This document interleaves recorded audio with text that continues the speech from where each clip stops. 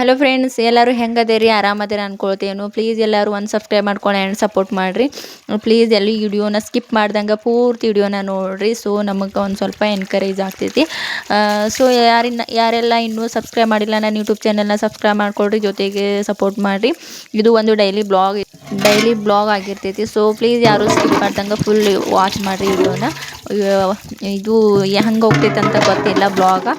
So start ಮಾಡಿಬಿಟ್ಟಿದ್ದೇನು, ಏನು planning ಇಲ್ಲ. So ಹೆಂಗೆ ಹೋಗ್ತೈತೆ ಅಂತ ನೋಡೋಣ ಅಂತ. ಸೊ ನೀವು ವಾಚ್ ಮಾಡಿರಿ.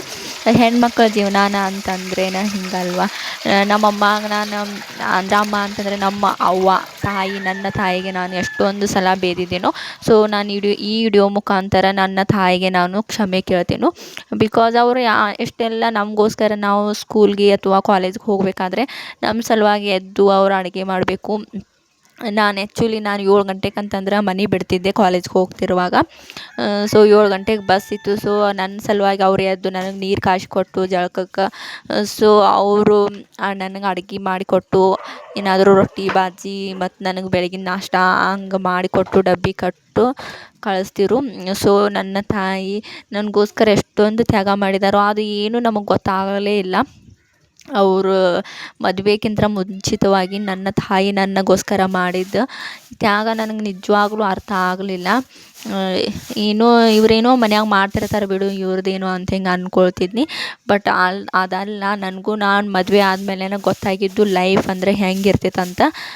ಸೊ ನನ್ನ ತಾಯಿಗೆ ನಾನು ಕ್ಷಮೆ ಕೇಳ್ತೀನಿ. ಎಷ್ಟೊಂದು ಸಲ ರೇಗಿಸಿದ್ದೇನು, ಎಷ್ಟೊಂದು ಸಲ ಬೇದ್ಬಿಟ್ಟಿದ್ದೇನು, ಎಷ್ಟೊಂದು ಸಲ ನಾನು ಅವ್ರಿಗೆ ಮನಸ್ಸಿಗೆ ನೋವು ಮಾಡಿದ್ದೀನು, ಭಾಳ ಸಲ ನೋವು ಮಾಡಿದ್ದೀನು. ಸೊ ನನ್ನ ತಾಯಿಗೆ ನಾನು ಈ ವಿಡಿಯೋ ಮುಖಾಂತರ ಅಮ್ಮ ಸಾರಿ, ನಾನೇನಾದರೂ ಭಾಳ ಸಲ ತಪ್ಪು ಮಾಡಿದ್ದೀನು, ನಿಂಗೆ ಸಾರಿ ಕೇಳೋ ಅಷ್ಟೂ ನಾನು ಇದಿಲ್ಲ.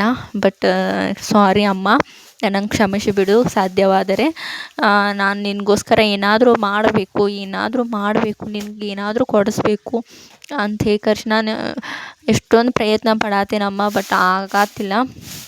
ಬಟ್ ಈ ಪ್ರಯತ್ನನೇ ಯಾವತ್ತಿಗೂ ನನಗೆ ಆ್ಯಕ್ಚುಲಿ ಹೆಂಗಾಗಿಬಿಟ್ಟೈತೆ ಅಂತಂದರೆ, ನನಗೆ ಯಾರೂ ಸಪೋರ್ಟಿವ್ ಇಲ್ಲ.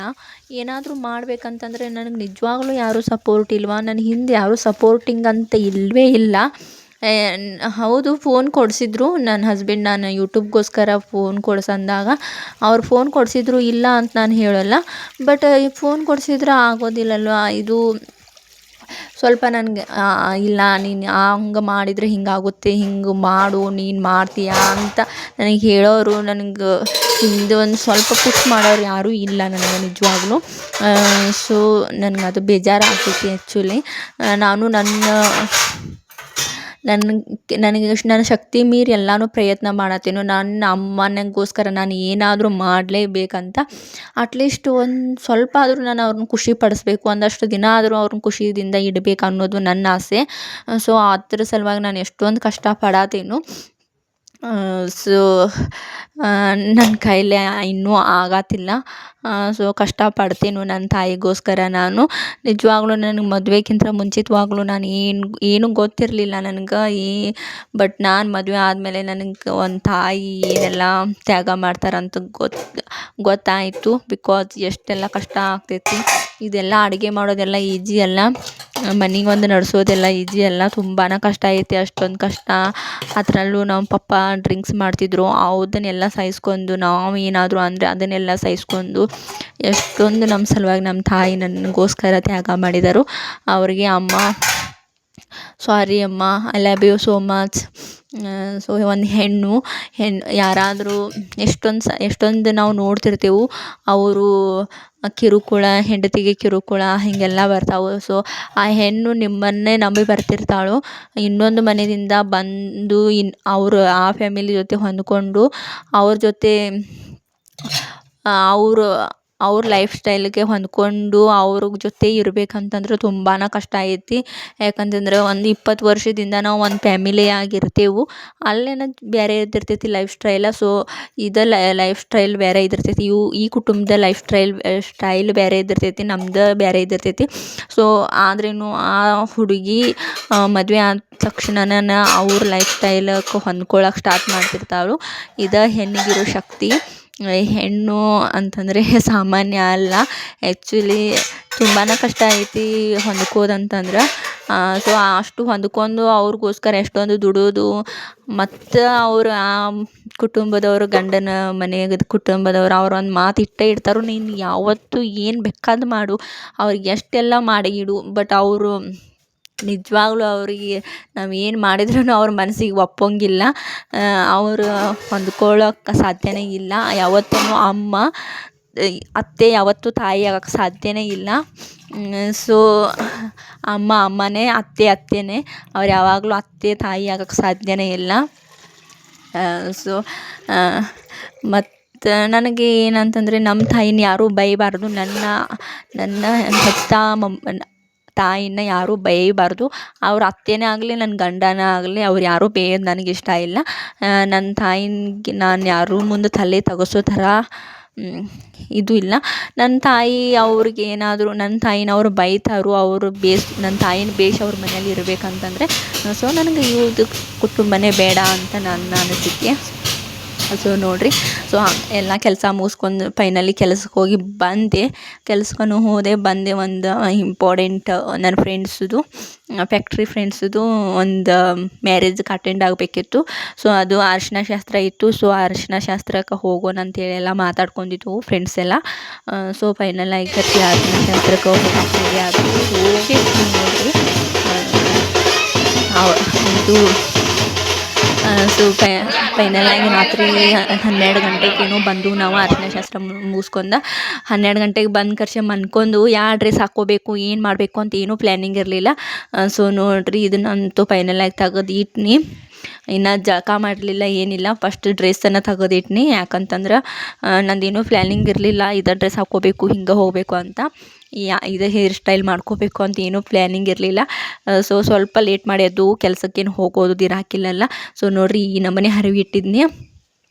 ನನ್ನ ಹಸ್ಬೆಂಡನು ಮದುವೆ ಹೋಗಾರಿದ್ರು. ಸೊ ನಾನು ಮದುವೆ ಹೋಗಾಕಿದ್ನಿ.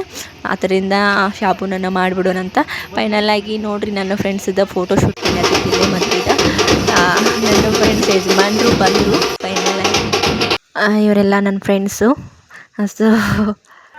ಸೊ ಎಲ್ಲರೂ ಕೂಡ್ಕಷ್ಟು ಫೋಟೋ ತಗೊಳ್ಕೊಂಡು ಫೈನಲಾಗಿ ಮದ್ವೆನೂ ಮುಗೀತು. ಸೊ ಊಟ ಮಾಡಿದ್ವು. ಅವರನ್ನು ಇಡೋ ಮಟನೂ ನಮಗೆ ಸಮಾಧಾನ ಇರಲಿಲ್ಲ. ಸೊ ನೋಡಿ ಸಪ್ತಪದಿ. ಸೊ ಇದು ಜೋಡಿ ತುಂಬ ಅಂದರೆ ಭಾಳ ಇಷ್ಟ ಆಯಿತು ನನಗೆ ಈ ಜೋಡಿ.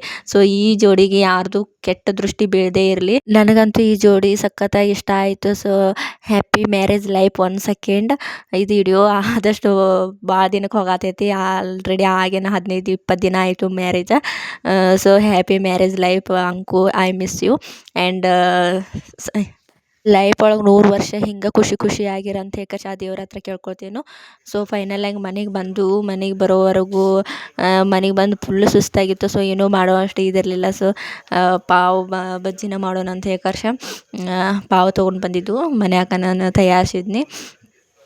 ಸೊ ಇದು ರಾತ್ರಿ ಸ್ವಲ್ಪ ಮದ್ವೆದಿಂದ ಊಟ ಮಾಡಿ ಬಂದು ಕೂಡ್ಲೂ, ಮದ್ವೆ ಊಟ ಮಾಡಿ ಕೂಡ್ಲೂ ಸ್ವಲ್ಪ ಸುಸ್ತಾಗ್ತೈತಲ್ವ. ಸೊ ಅದ್ರ ಸಲುವಾಗಿ ಏನು ಅನ್ನ ಸಾರು ಅದು ಉಣ್ಣೋ ಅಷ್ಟು ಇದು ಇರಲಿಲ್ಲ ನಮಗೆ ಕೆಪಾಸಿಟಿನೂ. ಸೊ ಬೇಡ ಅಂತ ಹೇಳಿ ಇದು ಲೈಟಾಗಿ ಇರ್ತೈತೆ ಅಂತ ಹೇಳಿ ಪಾವ್ ಬಜ್ಜಿನ ಮಾಡಿ ತಿನ್ನೋಣ ಅಂತ ಹೇಳಿ ನಾನು ನನ್ನ ಹಸ್ಬೆಂಡು ಪ್ಲ್ಯಾನ್ ಮಾಡಿ ಫೈನಲಾಗಿ ಪಾವ್ ಬಜ್ಜಿನ ರೆಡಿ ಮಾಡ್ಕೊಂಡು ಲೈಟಾಗಿರ್ತೈತೆ ಅಂತ ಹೇಳಿ ನೈಟ. ಸೊ ನೋಡಿರಿ, ಈ ಥರ ಮಾಡ್ಕೊಂಡು ತಿಂದು. ಸೊ ಈ ಬ್ಲಾಗ್ ನಿಮಗೆ ಇಷ್ಟ ಆಗ್ತೈತೆ ಅನ್ಕೊಂಡೇನು 100% ಆಗಿ.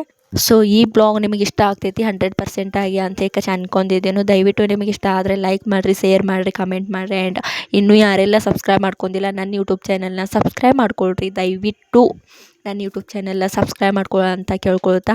ಸೊ ಈ ಬ್ಲಾಗ್ ಎಲ್ಲ ಎಂಡ್ ಆಗ್ತೈತಿ. ಸೊ ಪ್ಲೀಸ್ ಇನ್ನು ಯಾರೆಲ್ಲ ಸಬ್ಸ್ಕ್ರೈಬ್ ಮಾಡ್ಕೊಂಡಿಲ್ಲ ದಯವಿಟ್ಟು ನನ್ನ ಯೂಟ್ಯೂಬ್ ಚಾನಲ್ನ ಸಬ್ಸ್ಕ್ರೈಬ್ ಮಾಡ್ಕೊಳ್ರಿ, ಜೊತೆಗೆ ಸಪೋರ್ಟ್ ಮಾಡಿರಿ. ಸೊ ಇನ್ನು ಯಾವ ಥರ ಕಂಟೆಂಟ್ ಬೇಕಂತ ಕಮೆಂಟ್ ಮಾಡಿರಿ. ನಾನು ಅದೇ ಥರ ಕಂಟೆಂಟ್ ಮಾಡೋಕ್ಕೆ ಟ್ರೈ ಮಾಡ್ತೀನಿ. ದಯವಿಟ್ಟು ಯಾರೆಲ್ಲ ಇನ್ನೂ ಸಬ್ಸ್ಕ್ರೈಬ್ ಮಾಡ್ಕೊಂಡಿರ ದಯವಿಟ್ಟು ಸಬ್ಸ್ಕ್ರೈಬ್ ಮಾಡ್ಕೊಳ್ರಿ. Thank you so much. ಯಾರೆಲ್ಲ ವಿಡಿಯೋ ನೋಡಿದರೆ ಥ್ಯಾಂಕ್ ಯು ಸೋ ಮಚ್.